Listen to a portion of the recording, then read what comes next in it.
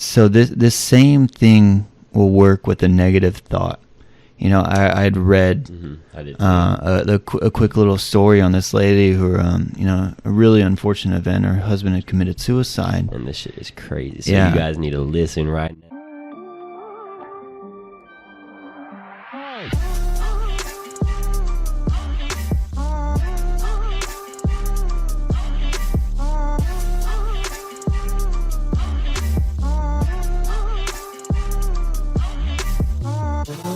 Let's get it, baby. Second podcast, yeah. We're gonna get this thing moving. We got one more. Yep, and we're about to drop it. Oof. When they're gonna get it, you drop it like it's hot. Damn, we might just make it podcast. Bro. I know, we already got the studio. Just become rappers. All right, so I don't know. To the point with it. I think we should. I mean, this is to me, I think it's one of the most significant things, you know, and and all of this really, it's like one of the most important steps, you know, and really getting everything together and, you know, putting all those puzzle pieces, you know, trying to get a complete picture of everything. And that's just really, you know, when we talk about state of progression, to me, the most important thing is just state of mind. State of mind. That's where let's just tell them how we got our freaking name real quick. How we got the name State of Progression. So, man, this took like weeks, like days. Freaking got a list together. No. It took weeks. We were already stuck on something, and then we saw that there's already something out there that had that same type of name. So yeah, and we had to do something. We had to change it. So we're just thinking, and we decided that we're gonna make the podcast mostly about progression, mostly with the mind. So we're thinking state of mind, and we're like kind of twirling around with the word progression and like progressing in life. So you wanna feed off of that? Yeah. I mean, you kind of nailed it right there. I mean, it's just like you know, when we were trying to put things together, what made sense, because we didn't want to do, you know, something that was you know, basic like XY podcast. You know, we wanted it to be something a little Jared stand podcast, out, a little Dylan different. Podcast. Yeah, Dylan Jared podcast. You know, I'd be first, but we want to do something a little different, something that would stand out, kind of click together, and it just made sense. So that's where we got that state of progression. Yeah. Like I said, it goes hand in hand with what we're doing here. And the whole goal with all of this is it's not necessarily just strictly, you know, mind progression, but it's like that life progression, you know, all that kind of stuff goes together. Yep. So we're going to try to get some cool people on here, some athletes, some riders, you know, whatever it be. We want to see everything. We want to meet different people. We want to get new perspectives, because I mean, that's all this is. This is just changing perspectives. Yeah, and you can progress in anything that you're doing. Whatever you want, you can progress in it. So just keep that in mind, and hopefully we can provide the value that we would want from a podcast. So let's just get straight into mental health and positive thinking, and basically just positive thinking and good vibes.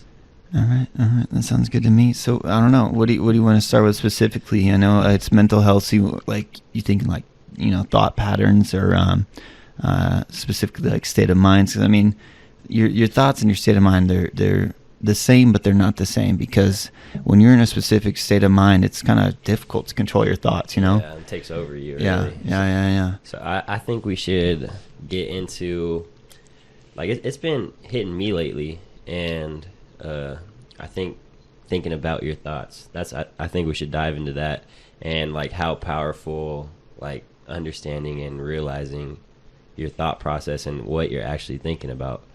So you wanna start them off with some things you've learned over the years on, you know, positive thinking and like being in control of your own body? Yeah. So to me, your thoughts are, you know, directly contributed to not necessarily your upbringing, but kind of your story, you know, all the chapters that lead to, you know, the chapter you're in today. So in directly trying to change that, or, you know, create new patterns, you really got to look at, not necessarily just the science behind it, but a little bit, you know, and in doing so, that's one of the things that I dove into, is just understanding. Me too. You know, yeah. So it's just understanding what's going on, because everyone can say, oh, just change your thoughts. It's like that, the number one selling, self-development book, Think and Grow Rich. Yeah. All right. Well, how do I go from, thinking horrible all the time and just magically thinking, great thoughts, inspiring, creative, motivating, and just positive thoughts? It's like that turnover doesn't happen, it doesn't happen overnight quickly at all. So what I did, like I said, I looked into a little bit, and once again, I'm not a doctor or anything like that, but I do have a little bit of knowledge in the space. Yeah, we're not so doctors. I'll try my best to break this down as easily as possible. I'll try to put my 2 cents in. All right. So, okay, so your thoughts create your personality or your habits, and that habits creates your day-to-day state of mind. So in breaking that down, if your thoughts creating your personality, something you have to think about is, what kind of personality traits do I want to have? What kind of, obviously being positive is one. Yeah. Maybe do you want to be not necessarily just more positive, maybe, have a little bit more laughter. Motivating, more motivated, and like being able to get it done. Right. Yeah. So I think the first thing you got to do is you got to deconstruct all the bad stuff. Yeah. So I think that it's probably, I don't know, 2-3 month process to get where you want to go. Yeah. Maybe even longer, to be honest. Yeah. So I'd say it's about 21 days of really, putting the work in and really paying attention to everything you're doing. So let me try to paint a little picture for you guys. So think of it like this: you take 2 stars, 2 neurons, side by side. Every time these meet, they shake hands, they shake hands, they shake hands, they shake hands, and eventually they're going to grasp together. And become lovers. And when that grasp happens, this works the same for like addictions and all that kind of stuff. It works the same way. So once that grasp happens, that's going to be now a routine. So when you wake up in the morning and you get in your car, you hit that 91 freeway, first thought, Shit. I hate traffic. Oh my God. This person can't drive. What? Negative thoughts. Everyone cutting you off, whatever it is. But anyways, so what happens is your mind daily in the morning, you get pissed off, you get angry, and that's how you're starting every day. And people don't realize that literally every single day of the week that they're going to work and they're experiencing traffic, then starting cussing at people that aren't even doing anything wrong to them. They're dealing with the same shit you're dealing with, and it just starts over and over and over and over every single day. And like Dylan was saying, then 2 neurons, they start shaking hands, and then pretty soon they're attached, and now you're just starting every single day negative. Yeah. So what that does is it creates a little roadmap. So even on a Saturday or Sunday when you wake up, your brain's telling you, okay, it's time. Let's find something to get pissed off about. And 9 times out of 10, you're going to find something, whether that be, hopping on your phone, scrolling through social media, or, checking the news. Something there is going to bug you. Yeah. And whatever you find, that's going to affect that state of mind. So the easiest way to navigate, throughout those problems, one, you can't avoid traffic. But things you can do is avoid social media or news right when you wake up. Because the first, 30 minutes, hour of your day is really going to kind of dictate the rest of your day. Yeah. The rest of your day, or just where you're at, whether you're happy, sad, mad, whatever it is. Mm-hmm. So you're gonna experience that. I say the next step is, so now we got a good idea of what happens. So whatever it is, if you're happy every morning, you're gonna, shake hands with happiness every day, and it's gonna create a habit. That habit's gonna create your personality. The personality is gonna create, who you are today. Yeah. So every day when you're waking up in the morning and you have the same routine, same thought pattern, you're gonna experience the same day. Yeah. And you're gonna repeat that day over and over and over again, and then you're gonna wait for Friday. Yeah. And I think that's why so many people are not enjoying their day-to-day life, is because of that negative start to their day. Yeah. If they woke up in a good mood, screaming in their phone their motivational Monday, and you're setting the tone for the day. Yeah, I guarantee you, your Mondays are the most experienceable days for you. You enjoy Mondays probably more than 99% of people, just because of how you're starting it. Yeah, try to. For those of you who don't know, Motivational Mondays on my Instagram, check it out every morning, baby. Every Monday morning. So let's slow down a little bit. Let's get more into the specifics of it. So we got, like I said, the whole shaking hands gig. Mm. So you have the two neurons left and right, left and right, left and right, left and right. Now you could write down a whole list. This is what I suggest. You got the left side, all the stuff you don't want, all the stuff you want to get rid of, maybe addictions, whether, it be, sitting on YouTube, 4 or 5 hours a day, or scrolling on Facebook, scrolling on Instagram, or, just more negative things. Yeah. So things you want to get rid of, whether that be... maybe even the people in your life. Yeah. To be completely honest, sometimes you have to cut those people out, even though you could love them to death, but if they're bringing nothing but negativity to you, and you've helped them realize that, and they're still not changing to try to help you and make you a better person, you might just have to cut those people out of your life as well. So keep going. Yeah. And then on the so you got the left side, write down all the stuff that you don't want, and then on that right side, we're gonna write down all the stuff that we do want. So new personality traits, new things we want to add into our lives and start focusing on. So like I originally said, the left side is going to be your deconstruction, the right side is going to be your construction. So what I would try to suggest is when you write down one thing that you want to get rid of, simultaneously on the other side you want to write down the replacement of it. So you have something to focus on when you're going through that deconstructive process. So I'd say it's about 21 days to really break down the relationship between those two neurons. And this is if it's perfect and like you don't give in. You do 21 days straight. Yeah. So like I said, it could be a process, but the process at the end of the day will be worth it. So. Yeah.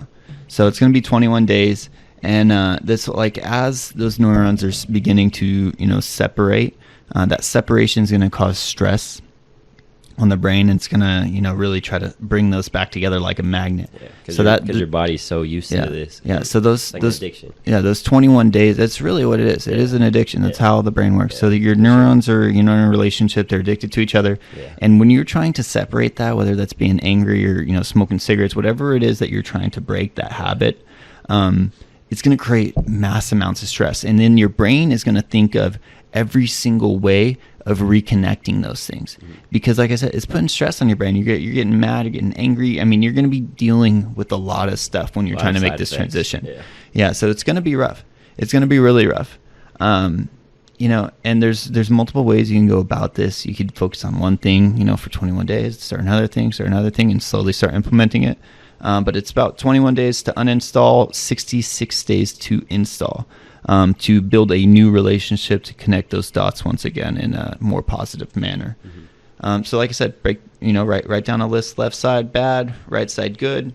21 days of hell. It's going to be stress. You're going to find every reason to go back to what you were doing, but just know it's part of the process. It's what your brain is trying to bring those two back together. Yep, and we're just trying to progress our minds here, so it'll be worth it. Again, like I know it's so easy to say, but I've personally, like back in the day, I was the most, probably won't even believe it, I was probably one of the most negative persons on this freaking planet. Thank God for my dad, though. Like, the reason I was so negative was during football. I played football, and my mind would just be terrible. Like, my mindset would be so bad, and like it would affect my performance. So my dad, he created this mantra for me, and I definitely recommend you guys do it too if you want to change your mind. So like Dylan was saying, you put some things on the left side, that's the deconstruction, and on the right side, the things you want. So with this mantra, you could write, for example, I wrote, I am Jared Emanuel. I am, for example, I am motivated. I have good energy, things like that. And you can do a whole list of, but you have to do I am, your name, and then the things you want to be. And you have to continue to read this every single day. This will help with the process a lot. And you have to keep reading it until it clicks in your mind. You can't just read it over and not bring any emotion to it. Like, it has to really hit you deep. And this could be a huge thing that can help you within this process of changing your mindset and things like that. Do you have anything that you... Yeah, I mean, to add on to that, I mean, I agree with everything you're saying. Like Jared was just saying, when making that list, the reason he says, and just really feeling it, take for instance, okay, you guys are all in a locker room. You know, Jared's a big football player, so he could relate to this as well. Used to be. Yeah. Well, I mean, it's part of you. It's part of you, you know. Yeah, Say you're sitting in the locker room. You guys are all huddled up, and you know, at average talking, you know, volume, you go, "We're gonna win. We got this." No emotion whatsoever. We're gonna really beat them up today. Like 100%, we're gonna get this win. Yeah. And you guys are all just talking to each other like that. Yeah, like if like leader of my team did that, like I'd be like, who are you? Yeah, and it's not like even for the excitement portion of it. It's for the emotional attachment. It's for the you know, to completely get, I don't even know what the word I'm looking for. Like I want to say like involved or something like that, but it's not even involved, you know. Yeah. It's just to be all in. Yeah. When you read that and you say I'm great, you know, I'm fast, I'm positive, whatever it is that was on your list, you know. And you put your heart and your soul into it and your emotions into it. You feel it. You feel like you look into the future and see that future self of yours and feel like how you would feel if you're that person. Like just putting your emotions into it just goes. Honestly, that's like the fucking main thing that will get you to change. And from, you know, like a little hippie standpoint, when you're putting your emotions into it, it'll reach different sides of your brain. So you got your rational, emotional, and when you're just speaking at a regular volume, you're really just operating on that, you know, rational side. But when you bring up the emotional side of that brain and you bring up the volume, the the movement going on in there, it start reaching, you know, it'll reach different parts of you. And you know, if you guys ever read up on like subconscious mind, all that kind of things, you got like a an alternate brain working at the same time, and to touch into that, it takes different like states of mind. So you got your beta, alpha, theta, delta. And to, you know, speak directly to that subconscious mind, it's the theta brainwaves.